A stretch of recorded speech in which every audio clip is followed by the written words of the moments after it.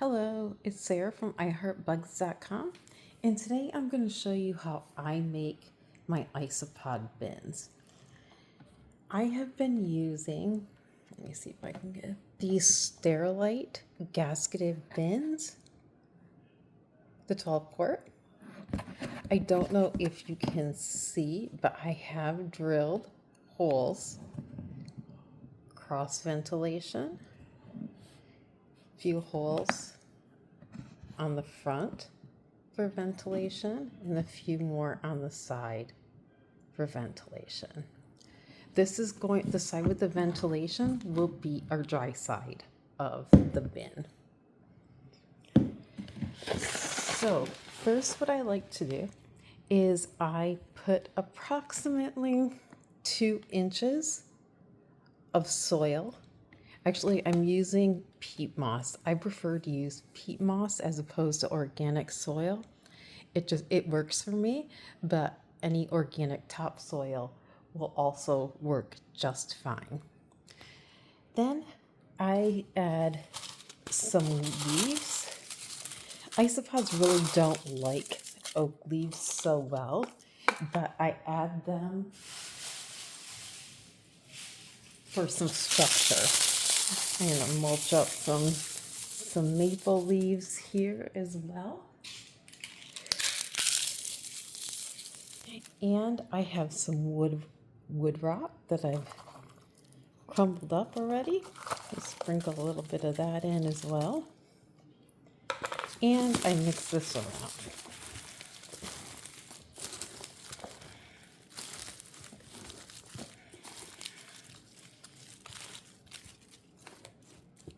Even it out.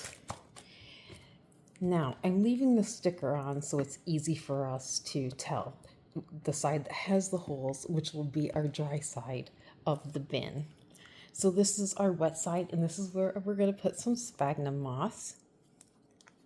I usually do about a quarter of the bin with sphagnum moss. Now, this bin will work for most common isopods, such as powders, scabers, dairy cows, lavis, Cubaris marina, those sorts of isopods that don't really require any specialized care. Now I am going to add some cork bark. I found that isopods really like cholla wood, so I just have some broken pieces that I'm using. A little more cork. So this is a piece of wood rot that is still kind of firm, but I'm going to put that in here as well. Seed pods. I am a big fan of seed pods. It gives a place for the man-cave to hide under, and it also provides lots of nutrients that when they break down, it has beneficial bacteria, and it also helps the soil and all that kind of fun stuff. It's also important for isopods to have a source of calcium. Some species need it more than others, but I just use a little tiny piece of Cuttlebone. Stick it on the dry side. All right, and add another seed pod or two. I try and keep the organics away from the organic botanicals, wood, and etc., away from the wet side because it'll mold more quickly. Mold is expected and is very common. These isopod bins are kind of like a bioactive in an aquarium where there's the beneficial bacteria needs to balance itself out. So you have your little ecosystem.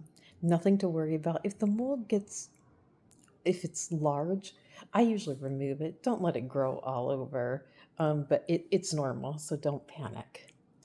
Now, this bin I'm going to make some powder blues. So I've got probably about 75 powder blue. I'm just gonna put these guys in here. Now, I'm also gonna give them a tiny piece of carrot. This piece of carrot is probably too big. I also put it on the dry side.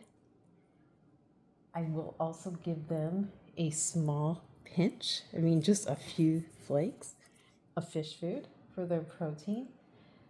Don't overfeed, it's going to cause mold and other pests. And now I'm going to cover this with leaves. You can never have enough or too much leaf litter. This is the Isopod's main source of nutrition: leaf litter, decaying wood.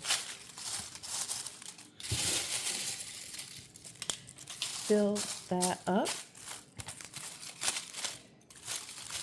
Excellent. And I replace the leaves as necessary.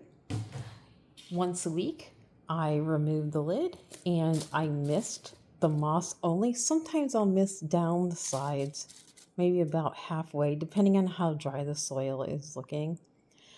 I feed a little tiny piece of carrot and a little sprinkle of either fish flakes or minnow or whatever I may be using that day. But I tend to use fish flakes when the colony is smaller because I can portion it better. And this is how I make my Isopod bins at ourhelpbugs.com. And I've been doing this way for many years and it works for me. If you have any questions, please reach out either by chat, email, or message me on Facebook. Thanks so much.